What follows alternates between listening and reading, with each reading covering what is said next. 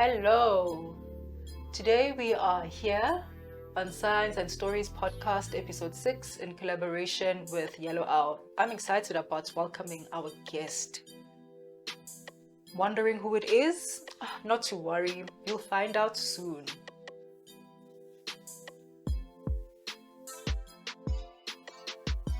Like I said, our new guest is Tshepo, and this is his sign-in. He is a biker. Welcome to our podcast, Science and Stories. Thank you for having me. I'm happy to meet you, Tshepo. More about Tshepo. He was born and raised in Wombats. Now, he lives in Joburg, in Katlehong. He's a deaf teacher and an HOD at a deaf school. Also, his other hobby is biking. Today, we'll interview him about biking and how he got involved. This and so much more. So don't worry, the story will be interesting. I want to ask you a question. How did you get involved in biking? What inspired you? Honestly, I started biking, the famous musician DMX? Yes, the rapper. Yeah, their music videos always featured bikes. Yes, exactly. So I grew up watching these videos, and that's when my love for bikes began. From that moment, I told myself that in the future, when I get a job, I'm going to buy a bike. Indeed, I bought a bike. Honestly, I don't see myself riding a bike. You mentioned DMX music videos, sexy women shaking their bums and revealing tops. Now I get why people are ready to become bikers. It makes sense. It's just focusing on biking, that's all, woman aside. Okay. When you learned how to bike, did it feel good? Or did you have any doubts, thinking, what if? You kept a positive outlook, right? Yes. Biking is almost like driving a car. You have clutch on the left, and bikes also have handlebars. Later I learned the biking vocabulary and theory aspects of the bike. Then I remember buying my first bike. It was all self-taught. My first attempt went well. Whoa, hold on. The first time you rode a bike, did you study bikes as you were driving school? Any similarities? No. I first learned the theory of the bikes. Oh. It's similar to driving a car. You just need to know the clutch is on the left, the accelerator is on the right, you press down the lever, and at the bottom is the foot pedal. It's like changing gears in the car. No, hold on. No, I'm During self-taught. the test, did you get on the bike or you just... Remember, when you buy a bike... Just like that? Yeah, hold on. If you have a learner sign, then yes, you can ride. I understand. I really had the learner sign and I had to buy the bike. My first attempt was at home, riding alone. And then I pulled it off. At first I made a few mistakes, and then you must engage the clutch, and if you're in gear 1, how do you go to gear 2? You lift up the lever, you shift gears, the foot pedal. No, honestly it's confusing. I'm familiar with cars, but riding a bike, it leaves a lump in my throat. Absolutely not. But I mean, you're brave enough. There are some women out there who like bikes, but no, not for me. No thanks. Anyway, so you persevered in learning how to ride a bike. Then you joined a bikers club. How did that happen? Yes, I did. So I'm also into martial arts. Then there was a woman who was a senior, and her name was Mas, and this is her sign name. It's because of Mas that I luckily joined biking. She introduced me to a club named East Icons MCC. From there, I started biking with her, socializing, and then I joined the club. Interesting. Where is East Icon based? In Katlehong. The Tembisa region. Yeah, the Katlehong region, yes. So each region has a club? There are many clubs around. There are tons of different regions, okay. many clubs. You joined the club, and then you're socializing and traveling around the world. Did you feel good in a club of majority hearing people? Wasn't it awkward being the only deaf person? For me, many people I meet understand who I am. I'm a hard of hearing person, and during the first encounter, I explain to people what my needs are. I have the ability to lip read, and so I need to ensure I can lip read clearly. That includes like loud music. people generally like to listen to loud music, and I stand away from the speakers because that's how bikers usually socialize, you see. During a biker's rally, are there signals that you guys use? Like if a person wants to go to the toilet, hearing people simply speak, don't you get left behind as a deaf person? No, we don't want that. So do you have any signals? Do you have wait for the group and move as a group, or discuss any route stops or whatever? So normally, as bikers, we communicate using different signals. Okay. So like petrol is this sort of signal, and left turn is this sort of signal, and then how I signal right signal is like this. So a fist in the air signals a stop, and then there's a way to slow down as well. So we have different signals that are specific to bikers. Interesting. Yeah, it's like if we're moving too fast and the person in front needs to slow down, we'll tell them to slow down. Everybody knows to slow down because of an accident ahead maybe. We communicate, like there's a speed hump, this is how you signal. We always have to be aware where the speed hump is ahead. Then you get ready for the hump, because you have to be aware if there's a hump coming. That is beautiful. Such a lovely way to communicate. Deaf people can definitely ride bikes. Amazing. How long have you been riding a bike? How long? I started riding in 2013, up until now, of course. That's about 10 years. Yes, 10 years. 10 years. That's amazing. When you started biking along with your team and club, your brothers and sisters, including family, did they find biking to be extreme and dangerous or safe? Or what's your experience so far? Honestly, I learned that biking requires discipline. Secondly, you need to make sure that you don't drink alcohol. There are safety rules in place for defense, you know. There are bikers, when bikers are in danger, it's like defense driving. It's a must-have. You can't just get on a bike and go somewhere. No.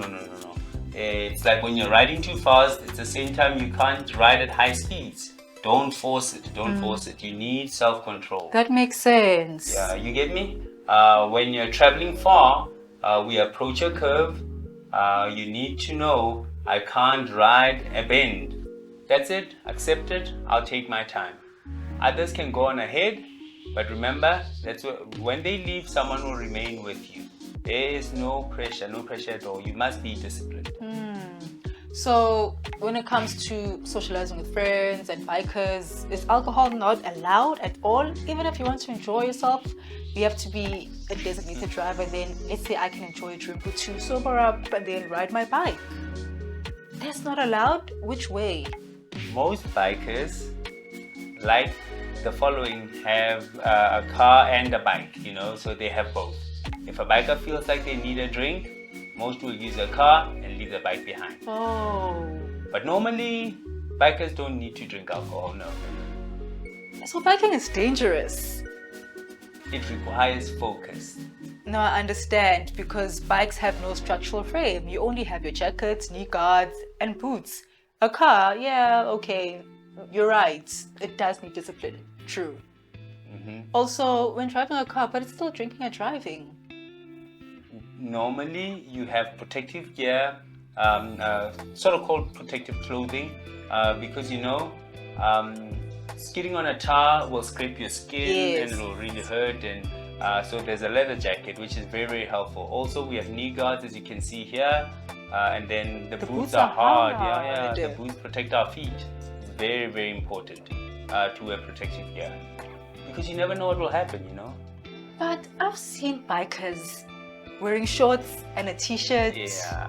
And I watch in amazement. I think what happened, 2 months ago when I was driving to Pretoria, and a biker wearing just a t-shirt cruised past me, and I was shocked. Are you kidding me? He didn't wear any gear, only a helmet, a t-shirt and shorts, that's all. That's a personal choice. They choose to wear shorts, but seriously, it's very risky in truth. For me, I prefer wearing gear all the time. I've been involved in accidents at least 3 times, and luckily my protective gear helped me a lot during that. So I skidded on the road, and then after I never sustained road rash on my skin because my jacket protected me, which made it better. When you had your accident, how did you feel? Yo, Your heart was pounding for sure.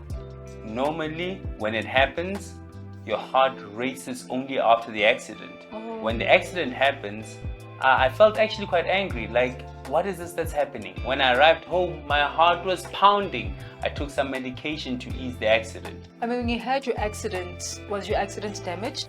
So honestly, during the first accident, the tire and the front fork were completely damaged. How did the accident happen? So I was approaching and a car was turning to the right, and the car was supposed to stop, but it didn't stop. Then there was a collision. There was impact on the right You were dragged side. away. Yeah, I flew off rolling. You were flying. Yep. I wasn't really flying, only skidding off. That's all. I've witnessed a bike accident and the person went flying. I was amazed. Totally horrific. My arms and legs were trembling at the robot traffic lights. I couldn't change the gears because the person was flying in the air. I hoped the person was alive. I didn't want to stop and look. My legs were trembling. I had to relax so I could change the gears. I pulled through. I was terrified. Normally depends on the speed. For me, that's what normally happens. But I continued like it's normal. It's normal. If the speed is high, it won't be ideal. But normally a person will be thrown up flying with speed. So you're always grateful wherever you go on the road, and we pray because bikers are protected only by their jackets. I mean, it's the same with the car. If a car accident happens and the car rolls, likely you live or you die. Either way, you must be thankful. I always pray before I ride. Always. I always make sure I return home safely. I always do that. That's true. Bikers always mention safety most of the time, right? Right. It's the same as you must avoid a busy road. It's too many taxis. Most of the time I avoid that. True, I don't like riding along a local road. I don't like it at all. It's like long distance because the local road is filled with taxi drivers, Road drunk rage. people, exactly. So most of the time I don't like riding on those roads. When you're riding long distance, do you go with your club? Many times. I've been to Swaziland, we've been to Limpopo, Mpumalanga. We once went to Nelspruit. From Nelspruit we headed to Limpopo, to Tafluap, and then back on our way back to Joburg. Any plans to travel across Africa? Will you plan to ride across Africa? We have plans for 9 days provincially. It takes 9 days to travel across all 9 provinces. Only? Yeah, it's Seriously, possible. It's impossible. possible. No, it's Never. possible. I wish I could do it. Remember, it just needs a budget. Alright. Once my budget comes together, then I'm definitely going. 9 days in 9 provinces. I'm working out the distance from Joburg to Cape Town. It takes 2 days. Can it be done? Normally we travel to one province and then sleep on arrival. Then we move to another province across all 9 provinces. Okay. So from Joburg, Gauteng to Limpopo, how many hours drive? I mean, biking, not driving. You say biking, right? From my home, Wombats, it usually takes 1 hour. A return trip from Wombats is 1 hour. It takes me 2 hours for a drive for me, more or less. Yeah. That's quick. Normally, if you're driving, let's say it takes 4 hours. With a bike, you divide it by 2. Divided by 2, yes. That's extremely fast. I enjoy the excitement of traveling, but I'm always excited to arrive. But with a bike, you arrive instantly in 2 hours. No, but it still scares me. Sorry, I will never ride a bike. You can coerce me to ride. No, thank you. I will stay put. You'll enjoy it. You'll enjoy the fresh breeze. Yeah, especially when you're alone. Do you ride as a hobby, or is it a hobby, or? For me, normally I don't drink, so I'm not a party person, so I can say it's something like a hobby, yes. I must enjoy biking more than most things. Sometimes women consider biking to be therapy. Yes, especially for long distance. Because biking most of the time, when you're riding, you focus. You never think about home, having no food, your finances, or your partner. None of that. You just focus. For 1 hour, you stay focused. Especially for me, it's more like therapy actually. I enjoy it a lot. Sometimes when I'm traveling, my mind wanders and then I get distracted and I must focus again. But for me, biking, no thank you. There's no control. Remember that bikers have 2 wheels. Most of the time, you must make sure you are safe. When traveling far, you must remember anything can happen. But sometimes if you worry or something bothers you before you go, then don't go. Many times I worry about drivers who turn into bikers. Sometimes it's cows or animals. Bikers always need to be vigilant that no animals are crossing. Because if an animal distracts you, something will happen. It's a risk. Makes sense. Yes. Is traveling at night more safe, or do bikers prefer traveling during the day than at night? Which one? I prefer traveling during the day because at night it's risky, you know. Sometimes you can't speed at night because cars have light. So bikers can ride at night, yes, but I prefer during the day personally. At night, I avoid riding. I want to ask you, just wondering, okay? I'm wondering, can people with disabilities, let's say without limbs or whatever physical disability, can they get involved in biking? Remember, what happens to some bikers is they get in accidents or lose a limb. Oh. So I do know bikers who have lost a limb but continue to ride. Are there specialized gears made for them? You know, are they specialized or are they just standard? Some cars have specialized, are specialized for people with disability, like in wheelchairs. They have like a special kind of a gear, with a handbrake and foot pedals. Can't you use automatic brakes, or is there another way? Some bikes do have automatic modes actually. Oh, bikes can be automatic? Yes, they are. Oh, no, I thought they were only manual. Bikes can be manual or automatic. You get both actually. Oh. So some people have, without legs, they continue to ride well, who don't have legs. And then because a person loses a limb, you know, which is unfortunate, but they continue riding because they love it. They just continue to ride. Some people lose a leg and buy those steel limbs, prosthetics, yes. You can wear those and you can just continue to ride. And for some people, one person I know has had a prosthetic leg and continues riding for sure. That's interesting information about bikes. No, but I still don't think I would ride a bike. No, not for me. I mean, if family members want to go on bike rides, they can go ahead, but not for me. No, thank you. So, if deaf people have a passion to ride, how do they get involved? What advice would you have for them? If people want to get involved in biking, please make sure, firstly, you are disciplined. Secondly, don't drink alcohol. Sometimes, thirdly actually, ride in a way that suits you. Yes, self-control. That requires self-control, you're right. You'll see people who are experienced riders going fast. Don't think you can do the same thing. You'll get in an accident. That's true. Sometimes, if you choose biking, remember, it's risky. Anything can happen. Be ready for anything. You must be ready. Anyone can ride bikes, yes, of course. Can I ask you a question? Is biking gear expensive? Sure. Very expensive. Most of the time, when I want to buy expensive items, I don't buy in cash on the spot. No, I don't do that. I always wait for specials. Then I make my purchase. Like a clearance sale of some sort. Yes, a clearance sale. A clearance sale. This jacket was bought from another person, for instance. That person retired as a biker and sold his gear for a cheaper price.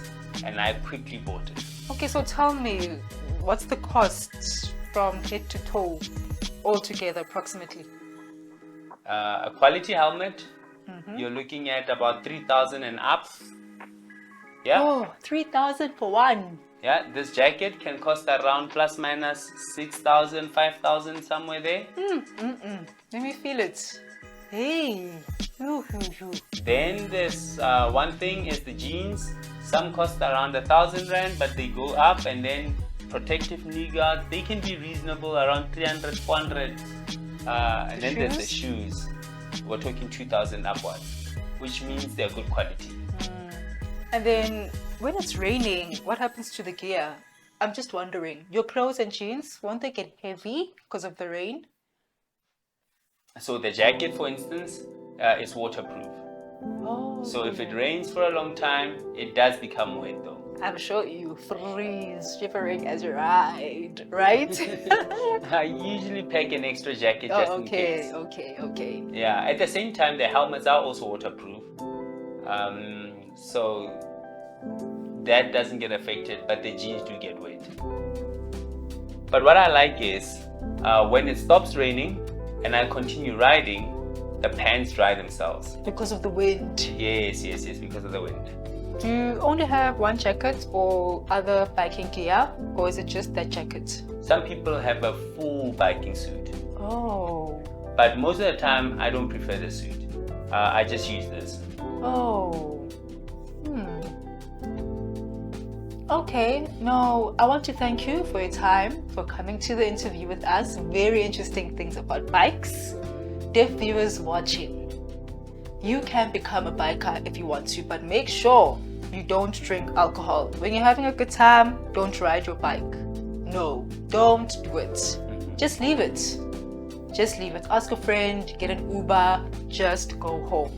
Thank you for watching. Thank you, Tshepo. Thank you. I'm so glad you invited me and I really enjoyed our conversation. I still don't think I'm going to ride a bike. I'll ask Crazy D to ride on my behalf. I am not riding.